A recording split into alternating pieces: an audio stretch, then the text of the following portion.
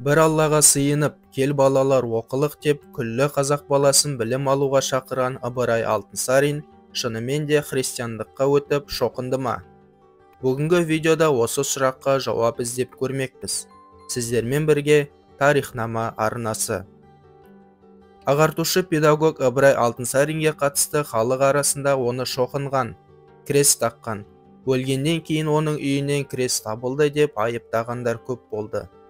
Ол айыптың шын өтірігіне жету мақсатында сіздерге келесідей деректерді қаперіңізге беремін.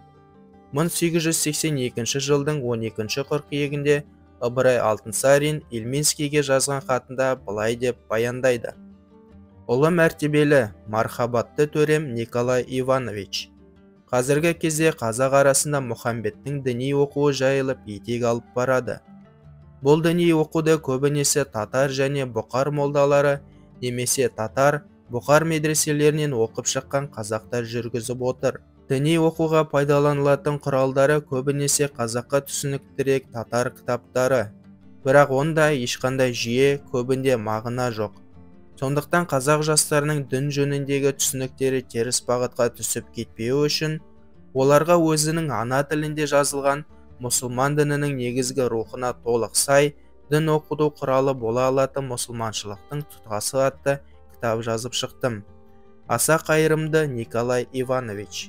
Осы кітабымды сізге жіберіп, оны бастыру ісіне өзіңіздің араласуыңызды сұраймын. Халықты адасудан сақтау мақсатында шығарған бұл кітапты, онсыз да қазақ балаларын орысша оқуға үндеп жүргенін ұнатпайтын дүмше молдалар үлкен сынмен қабылдайды. Осыдан кейін олар Ыбырай Алтынсаринге түрлі айыптар таға бастады. Бірақ Ыбырай Алтынсарин дүмше молдалар мен сауатсыз діндарларға ашық қарсы шықты. Ол халықты соқыр сенімнен аластатып, адал өмір сүруге шақыра отырып, оның негізі ғылым, білім мен имандылықтың ұштасуында екендігін айтты. Ыбырай Алтынсаринді тағылған жаладан сол кездегі жас жазушы Мұхтар Әуезов Шолпан журналында мақала жазып қорғап шықты. Онда Ыбырай жайында осы күнге шейін тым-тырыс болып келе жатқанның себебі бар шығар. Ол себеп Ыбырай жайындағы ел арасындағы алып қашпа өсек. Ол өсек қысқасынан айтқанда мынау. Ыбырай орысқа сатылды. Шен алып шекпен кию үшін Ильминский сияқты қара жүректермен жақын болды. Ақысына қазақ жұртын шоқындырып бермекші болды. Тірі күнінде осы бағытта қызмет қылды.